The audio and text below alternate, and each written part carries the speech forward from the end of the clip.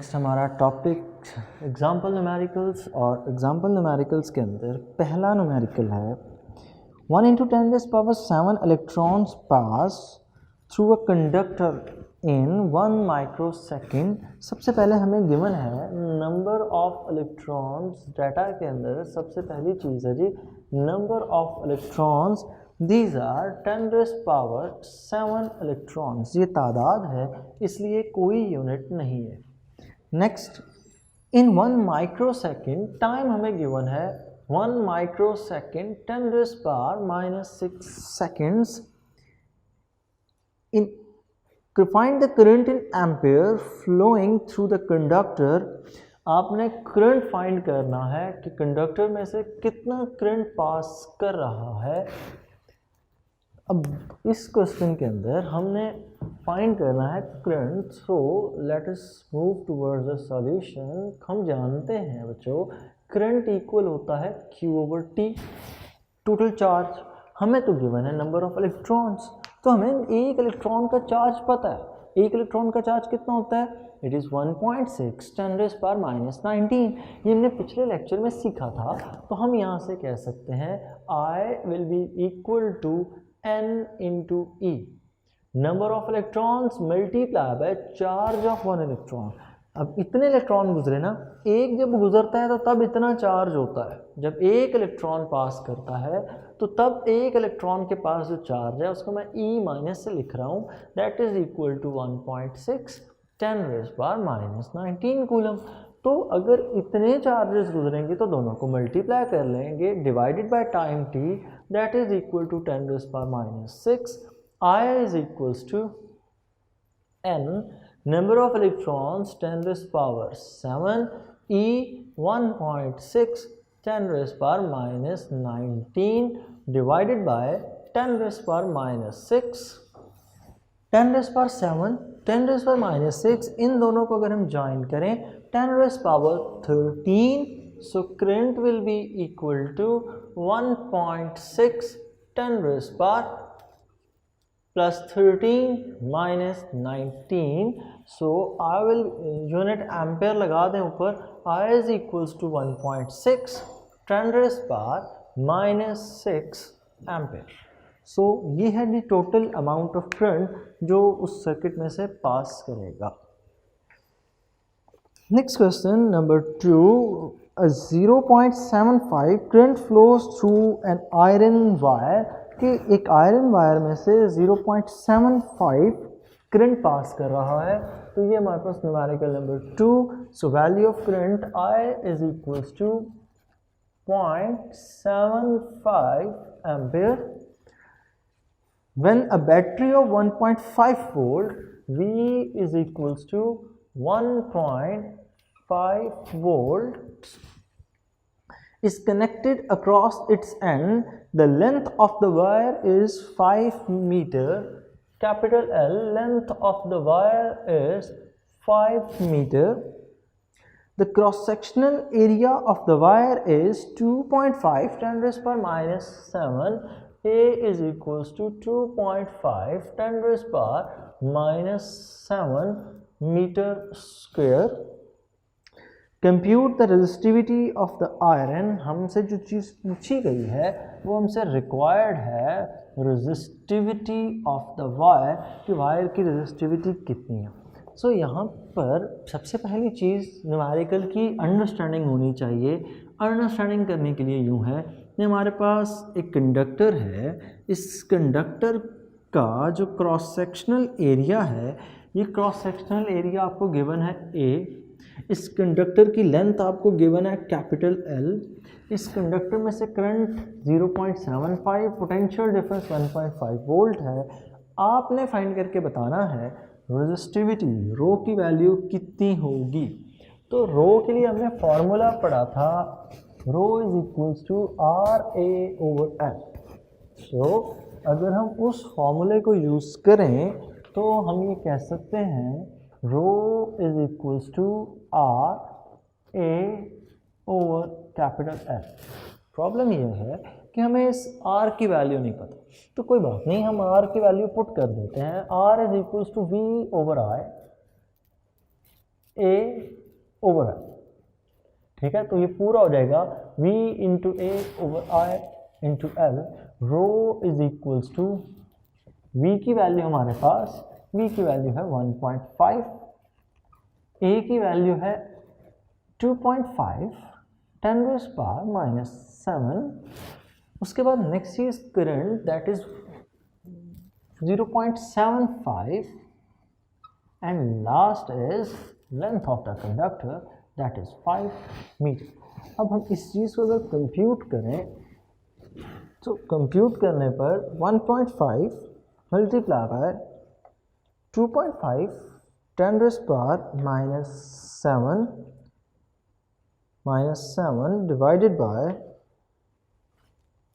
0.75 divided by 5, तो ये हमारे पास आंसर आता है resistivity is equals to 1 into 10 raise power minus 7 ohm metre.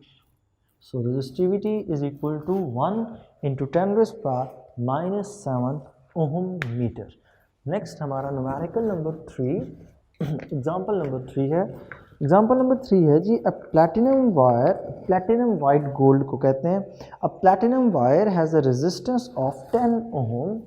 Example number 3, a platinum wire has a resistance of 10 ohm, R is equals to 10 ohm at 0 degrees Celsius, so it is R naught, not R, it is R naught, and 20 ohm at 273, RT is equals to RT is equals to 20 ohm at temperature 273।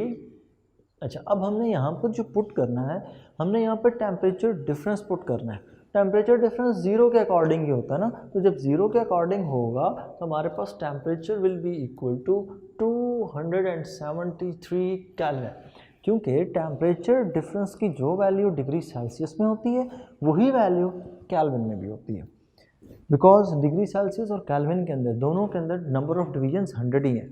Degree Celsius 0 से 100 तक, degree जो kelvin है वो start होता है 273 से 373 तक। So find the value of the temperature coefficient of the resistance of the platinum, मतलब आपने अल्फा के लिए वैल्यू फाइंड करनी है। रिक्वायर्ड है हमसे value of alpha, required what is the value of alpha. So अगर हम इस चीज़ को सॉल्व करें तो हमने अल्फा के लिए फॉर्मूला पढ़ा था, alpha is equals to RT minus R not over R not into T। Values replace करें, alpha is equal to RT 20 minus 10 over R not into T। R not की value 10, T की value 273। 10 से cancel हो जाएगा ऊपर, alpha will be equal to 1 over 273, 1 divided by 273, so the answer comes as alpha is equals to 3.66 10 raised power minus 3, और unit इसका, its unit will be equal to per Kelvin। Next हमारा numerical है, the potential difference between the terminal of the battery in an open circuit is 2.2 volt. कि open circuit के अंदर battery का potential difference 2.2 volt है। Open circuit का मतलब है कि अभी तक आपने इस बैटरी को सर्किट में कनेक्ट नहीं किया। So what does it mean? It means that numerical number 4 में इसका मतलब ये है कि ये हमारे पास EMF की वैल्यू है। So E will be equal to 2.2 volt.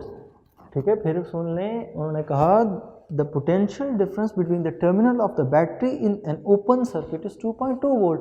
मतलब यह है कि आपने एक बैटरी को सर्किट में लगाने से पहले, ओपन सर्किट की बात, कि उसका टर्मिनल जो पोटेंशियल डिफरेंस है दैट इज 2.2 वोल्ट। हमसे पूछा गया है when it is connected across a resistance of 5 ohm, और रेजिस्टेंस हमें गिवन है R is equals to 5 ohms and is connected across a resistance of 5 ohm. The potential falls to 1.8. तब potential voltage में drop जो करता है that is 1.8 volts. Calculate the current required हमारे से required calculate the amount of current I is equals to question mark. और दूसरी चीज़ हमसे पूछी गई है and the internal resistance of the battery, और बैटरी की इंटरनल रेजिस्टेंस को हम स्मॉल आर से रिप्रेजेंट करते हैं. हमने यही दोनों चीज़ें फाइंड करके बतानी हैं. तो सबसे पहले हम फाइंड करते हैं जी करंट को. करंट का फॉर्मूला है I is equals to V over R. I is equals to V over R. और यहाँ से अगर हम करंट को फाइंड करें तो I will be equal to V 1.8, R की वैल्यू है 5, 1.8 divided by 5, so the answer is 0.36. I is equals to 0.36 और करंट का यूनिट एम्प. क्वेश्चन के दूसरे हिस्से में हमसे पूछा गया है what will be the value of internal resistance. तो EMF के लिए फॉर्मूला हमने पढ़ा था E is equals to I into R plus I into R. IR voltage उसको आप चाहें तो V पुट कर दें और नहीं पुट करना तो I इंटू आर. मैं इसको ऐसे पुट करूँगा. क्यों मैं यहाँ से I को कॉमन लेने की सोच रहा हूँ. और अगर I को यहाँ से कॉमन लें तो हम इसको यूँ लिख सकते हैं E minus I into R is equals to I R. मैंने इधर प्लस हो रहा था इधर लाकर माइनस कर दिया. So R will be equal to E minus I into R over R. Values put कर दें. E की जगह पुट हो जाएगा 2.2 मल्टीप्लाई बाय R की जगह हम पुट कर देंगे 5. सॉरी यहाँ पे माइनस आए. E माइनस 5 इंटू I की वैल्यू हमने अभी फाइंड की that is 0.36 divided by the term I. और अगर I की हम वैल्यू यहाँ पर फाइंड करें तो I की वैल्यू हमें गिवन है I जो यहाँ पर पुट होना है 0.36. इन दोनों को अगर हम सॉल्व करते हैं तो 2.2 minus 5 into 0.36 it will B 1.8 divided by 0.36. तो हमारे पास आंसर आता है 1.1. So the internal resistance of the battery is R is equals to 1.11 ohm. ठीक हो गया. ये है जी हमारे न्यूमेरिकल नंबर 4 था जी example numerical. Next numerical number 5. और जो एग्जाम्पल का न्यूमेरिकल नंबर 5 है वो किर्चॉफ सेकंड रूल के साथ डील करता है. उसकी पूरे के हमें डायग्राम बनानी होगी. तो सबसे पहले हम उसकी ड्रॉ करेंगे ये डायग्राम. Example number 5. और ये मुश्किल नहीं है एग्जाम्पल, सिर्फ देखने में वो सर्किट थोड़ा सा है इस तरह का तो लगती है लेकिन ये मुश्किल बिल्कुल भी नहीं है. So let's draw the diagram first. Example numerical number 5. तो एग्जाम्पल के अंदर कुछ यूँ है कि हमारे पास एक बेसिक स्ट्रक्चर है सर्किट का कुछ यूँ. इसको हमने दरमियान से कर रखा है डिवाइड. और यहाँ पर एक रेजिस्टेंस अटैच की हमने. इस साइड से भी हमने यहाँ पर एक बैटरी है जी. इस बैटरी का मैंने पोर्शन छोड़ दिया. यहाँ पर हमने एक लगानी है रेजिस्टेंस. उसके लिए मैंने पोर्शन बीच में से स्किप कर दिया और लाइन जैसे बैठेंगे. सो ये बेसिक स्ट्रक्चर लाइन. यहाँ पर बैटरी लग जाएगी. यहाँ पर हमें लगानी है रेजिस्टेंस. यहाँ से हम सर्किट को करेंगे क्लोज. और नेक्स्ट यहाँ पर एक बैटरी अटैच होनी है. यहाँ पर रेजिस्टेंस अटैच होनी है एंड दैट्स इट. और यहाँ से हम इसको ज्वाइन कर देंगे. दरमियान में एक बैटरी है जी. यहाँ पर उसका भी EMF E2 भी है. और उसके बाद यहाँ पर एक रेजिस्टेंस और यहाँ से हम इसको कनेक्ट करते हैं. नेक्स्ट ड्रॉ करें तो यहाँ पर हमारे पास एक बैटरी है. इसका पोटेंशियल है E1. इस बैटरी का पोटेंशियल है हमारे पास. यहाँ पर रेजिस्टेंस है R1. यहाँ पर हमारे पास एक बैटरी है E2, यहाँ पर हमारे पास इसके लिए जो रेजिस्टेंस है इसके साथ यहाँ पर है R2, यहाँ पर जो बैटरी है दैट इज E3, और यहाँ पर जो रेजिस्टेंस गिवन है that is R3। Next, calculate the currents in the three resistances as shown in the figure. सामने जो डायग्राम बनी है आपने इसके अंदर करंट्स की वैल्यू बतानी है। मतलब इसका ये है कि इस रेजिस्टेंस में से जो करंट पास करेगा, इस रेजिस्टेंस में से जो करंट पास करेगा दैट विल बी I1, इस रेजिस्टेंस में से जो पास करेगा दैट विल बी I2, और इस रेजिस्टेंस में से जो करंट होगा दैट विल बी I3। यहाँ पर अब जो सर्किट के अंदर करंट फ्लो कर रहा है, इस सर्किट के अंदर जो करंट फ्लो कर रहा है उसकी डायरेक्शन आई थिंक जो ही गिवन है दैट इज उसकी डायरेक्शन क्लॉकवाइज है I1, और यहाँ पर जो सर्किट में करंट गिवन है इसकी डायरेक्शन भी क्लॉकवाइज दैट इज I2। अब यहाँ पर वर्किंग करते वक्त थोड़ा सा ध्यान से हम इन लूप्स को सबसे पहले नाम दे लेते हैं। ये पॉइंट है A, B, C, D, E और F। अब हमने करना क्या है, हमने दोनों लूप्स के लिए सबसे पहले लिखनी है इक्वेशन। अगर हम दोनों लूप्स के लिए इक्वेशन लिखें तो दोनों लूप्स के लिए इक्वेशन कुछ यूँ होगी, E3, यहाँ पर सबसे पहले मैं लूप सॉल्व कर रहा हूँ A B C D A। पहले लूप हम लिख रहे हैं A B C D A, ये मतलब A से B, B से C, C से D और D से A। अगर हम यहाँ पर देखें तो हम B से A से B की तरफ कोई कंपोनेंट नहीं, B से C की तरफ जाएं तो पोटेंशियल का ड्रॉप है, बड़े टर्मिनल से एंट्रेंस है, छोटे टर्मिनल से एग्जिट है, so it will be equal to -E1। उसके बाद नेक्स्ट रेजिस्टेंस R1, तो यहाँ पर होगा I1 R1। नेक्स्ट चलें C से D पर कोई कंपोनेंट नहीं, D से A की तरफ चलें तो इस रेजिस्टेंस R2 में से दो करंट पास कर, और हमने सीखा था जब दो करंट पास कर रहे हों तो जिस करंट को हम लेकर चल रहे हैं वो पहले लिखा जाएगा, दूसरा करंट बाद में होगा, और यहाँ पर R2। नेक्स्ट चीज़ E2, और E2 will be equal to, ये ऐड होगी प्लस के तौर पर, क्योंकि आप छोटे टर्मिनल से एंटर हो रहे हैं, बड़े टर्मिनल से एग्जिट होकर पॉइंट ए तक। नेक्स्ट इसमें वैल्यूज़ गिवन होंगी कुछ हमें। अगर हम उन वैल्यूज़ की बात करें तो हमें डाटा के अंदर जो वैल्यूज़ गिवन है वो गिवन है जी, R1 की वैल्यू है 10 ohm, R1 is equals to 10 ohm. R2 के लिए हमें वैल्यू गिवन है 30 ओम। R3 के लिए हमें वैल्यू गिवन है 15 ओम। R3 इज इक्वल्स टू 15 ओम। उसके बाद E1 40, E2 60, E3 50। ठीक हो गया। अब इसी चीज़ को जहन में रखकर अगर हम डायग्राम नेक्स्ट कंप्लीट करें, हम अपना दूसरा लूप इसके लिए लिखें तो दूसरा लूप यूँ लिखा जा सकता है। दूसरे लूप के लिए अगर आप वैल्यूज़ पुट करें, हम स्टार्ट कर रहे हैं loop number 2 from F to A, then A to D, then D to E and E to F.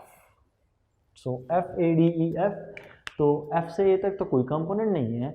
A पे चलें तो पॉइंट A के ऊपर बैटरी ऑपोजिट लगी है -E2। उसके बाद रेजिस्टेंस R2 है तो -I2 I1 R2, D से E तक कोई कंपोनेंट नहीं है। E से अपवर्ड मूव करें F की तरफ तो -I2 R3, और यहाँ पर छोटे टर्मिनल से एंट्रेंस, बड़े टर्मिनल का एग्जिट है तो E3 की वैल्यू प्लस के साथ आएगी, E3 इज इक्वल्स टू 0। अगर हम इन दोनों में वैल्यूज़ पुट करते हैं, वैल्यूज़ पुट करने पर हमें कुछ ना कुछ सिचुएशन मिल जाएगी। So if we put the values, E1 की वैल्यू है 40 -40 -I1 की वैल्यू है 30 इंटू R1 R1 हमें गिवन है 10, सॉरी I1 की वैल्यू हमें नहीं गिवन थी, I1 और I2, ये तो I1 की वैल्यू हमें नहीं given, sorry for this, I1 और I2 की वैल्यूज हमें नहीं गिवन, तो वो मैंने गलती से पुट कर दी I1 की value, I1 as it is लिखा जाएगा। उसके बाद नेक्स्ट चीज़ R1 की वैल्यू है 10, उसके बाद minus I1 minus I2 into R2 की वैल्यू है 30 plus E2 and E2 is 60 which is equal to 0। अब इसको मज़ीद सिंप्लीफाई करते हैं, मज़ीद सिंप्लीफाई करने पर हम कुछ बेसिक वैल्यूज़ को एक तरफ शिफ्ट कर लेते हैं, तो हम ये लिख सकते हैं -40 plus 60 is equal to 10I1 plus I1 minus I2 into 30। मैंने किया क्या है, 60 और 40 को लेफ्ट हैंड साइड पे रहने दिया, इस फैक्टर को राइट साइड पे शिफ्ट करवा दिया 10I1, और ये वाला फैक्टर भी हमने यहाँ पर राइट साइड पे शिफ्ट करवा दिया, तो बाहर माइनस था उसको हमने प्लस लिख लिया। नेक्स्ट चीज़, यहाँ से जो माइनस करने के बाद आंसर आ रहा है 20, इन दोनों में से अगर हम कॉमन निकालें तो इन दोनों में से हम कॉमन ले सकते हैं 10 कॉमन, और यहाँ पर बाकी रह जाएगा I1 प्लस 30 में से 10 कॉमन जा चुका है, 3I1 माइनस 3I2, और यहाँ पर इन दोनों को ऐड कर लें, that will be equal to 4I1, so 10 उधर 20 पे डिवाइड हो जाए 2, 4I1 minus I2, so 3I2 minus 3I2। So next चीज़, इस इक्वेशन पे मूव करें, यहाँ पर वैल्यूज़ पुट करें, तो यहाँ पर वैल्यूज़ पुट करने पर माइनस E2 की वैल्यू है 60, माइनस के साथ माइनस I2 I1, ये हमें नहीं पता, I2 minus I1 into R2 की वैल्यू है 30, माइनस I2 हमें फिर से नहीं पता, R3 की वैल्यू है 15 प्लस E3, और E3 की वैल्यू है 50। नेक्स्ट चीज़, नेक्स्ट इसमें भी उसी तरह विच इज़ इक्वल टू 0, और इसमें भी यूँ ही करें कि इस -60 और इस 50 दोनों को राइट साइड पे मूव करवा दें, या इनको नहीं करवाना तो दूसरे फैक्टर्स को करवा दें, इट डजेंट मैटर। तो मैं इन दोनों माइनस वाले फैक्टर्स को उधर मूव करवा रहा हूँ, तो यहाँ पर हो जाएगा -60 plus 50 which will be equal to, ये माइनस साइन उधर जाकर प्लस का, I2 minus I1 into 30 plus 15I2। यहाँ से कॉमन 15 और 30 में से कॉमन क्या मिलेगा, हमें 15 कॉमन मिल जाएगा, तो -60 इंटू 50, -60 इंटू 50 को मैं लिखूँगा -10 which is equal to I2 minus I1 30, तो 15 कॉमन, तो 2 into I1, 2 into I2 minus 2 into I1 plus 15 का सिर्फ और सिर्फ I2 और कॉमन लेके यहाँ पर हम लिख लेंगे 15। ठीक है, कैलकुलेशन सिंप्लीफिकेशन आप खुद से कोशिश करें, अच्छे अंदाज में आप कर लेंगे, it's not a big deal. So -10 is equals to 2I1 और I1 3I2 हो जाएगा, -2I1, और 15 को लाकर इधर डिवाइड कर दें तो -10 over 15 that will be equal to -2/3, 3I2 minus 2I1। सो इस इक्वेशन को मैं नाम दे रहा हूँ 1 का, इस इक्वेशन को हम नाम दे रहे हैं 2 का। मैं इसको थोड़ा सा मज़ीद सॉल्व कर लेता हूँ किसी एक पैरामीटर को। मैं यहाँ से जो पैरामीटर फाइंड कर रहा हूँ, मैं I2 फाइंड कर रहा हूँ, इट्स अप टू यू, आप जो मर्ज़ी पैरामीटर फाइंड कर लें। तो यहाँ पर 3I2, ये माइनस हो रहा है, राइट साइड पर आके प्लस होगा, -2/3 प्लस 2I1, और 3 को इधर डिवाइड कर दें।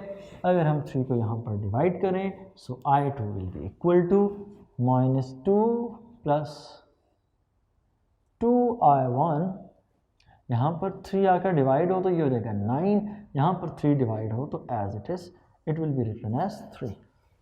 नेक्स्ट हमने I2 की वैल्यू निकाल ली। अब इस I2 की वैल्यू को हम पुट कर रहे हैं इक्वेशन नंबर 1 में by putting in equation number 1। तो डायग्राम की आई थिंक ज़रूरत अभी नहीं है। बाय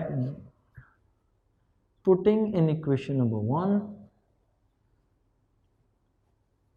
अगर हम इक्वेशन नंबर 1 के अंदर I2 को पुट कर दें तो ये इक्वेशन यूँ हो जाएगी 2 is equals to 4I1 minus 3 into minus 2/9 plus 2I1 over 3।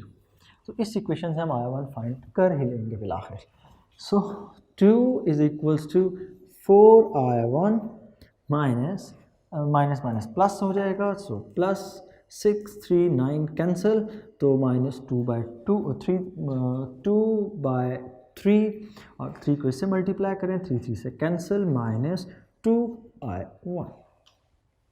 Next 4 और इसको माइनस कर दें, इन दोनों को सब्ट्रैक्ट करें, then answer will be equal to 4I1 minus 2I1। इस 2/3 को इधर लाकर सब्ट्रैक्ट करें, 2 माइनस 2/3 और सब्ट्रैक्ट करने के बाद हमारे पास जो आंसर आएगा I1 will be equal to, हम इसको यहाँ से थोड़ा सा रेस करें, ये डाटा दोबारा से लिखना पड़ेगा क्योंकि वैल्यू सारी की सारी डायग्राम पे थी। 2 minus 2/3, so we can write it as 3 to 6 minus 2 over 3 is equals to 2I1, 6 minus 2, it will be equal to minus 4 over 3 is equals to 2I1, so we can say that I1 is equals to 2/3 ampere। ये होगी value I1 की। अब हमने find करनी है value I2 की। सो I2 की value find करने के लिए हम Y1 की वैल्यू यहाँ पर पुट कर रहे हैं by putting in equation number 1।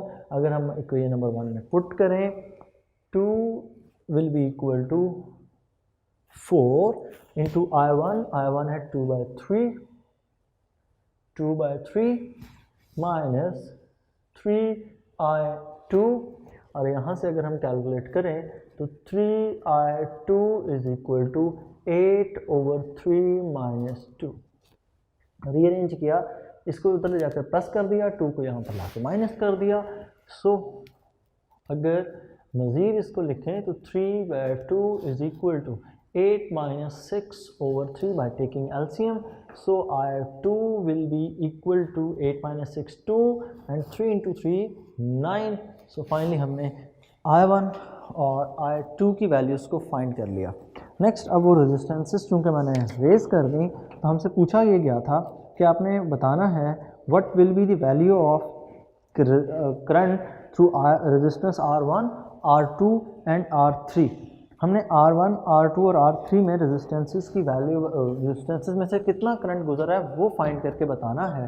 तो अगर आप अपने डायग्राम में देखें तो यहाँ पर बनी हुई थी R1, दरमियान में बनी हुई थी रेजिस्टेंस R2 और यहाँ थर्ड बनी हुई थी R3। अब इस रेजिस्टेंस में सिर्फ एक ही करंट गुजर रहा है, दैट इज़ I1। R1 में से एक ही करंट है I1, R2 में से दो करंट में से भी एक ही करंट, R3 में से भी एक ही करंट गुजर रहा है, दैट इज़ I2। जबकि ये जो दरमियान वाली है इसमें से दो करंट गुजर रहे हैं, I1 भी पास कर रहा है, इसमें से I2 भी पास कर रहा है। तो हम इन दोनों का डिफरेंस फाइंड कर लेंगे। सो इन दोनों का डिफरेंस और इन वैल्यूज़ को हम किस तरह से लिखेंगे, तो हम यूँ इस चीज़ को एक्सप्लेन करेंगे। करंट थ्रू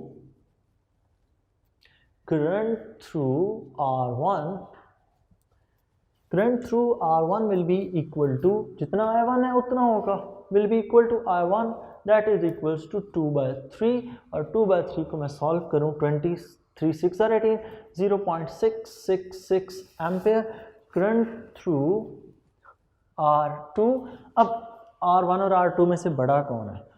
I1 और I2 में से जो बड़ा होगा तो बड़ी वाली वैल्यू में छोटी वैल्यू माइनस होगी। तो पहले मैं करंट थ्रू R3 देख लेता हूँ। करंट थ्रू R3 R3 में से जो करंट पास कर रहा है तो वो एक ही करंट है I2, that is equals to I2 which is equals to 2/9, 2/9 20, 9 9 2s are 18, so 0.222 ampere. So इसका मतलब ये हुआ कि I1 I2 से बड़ा है।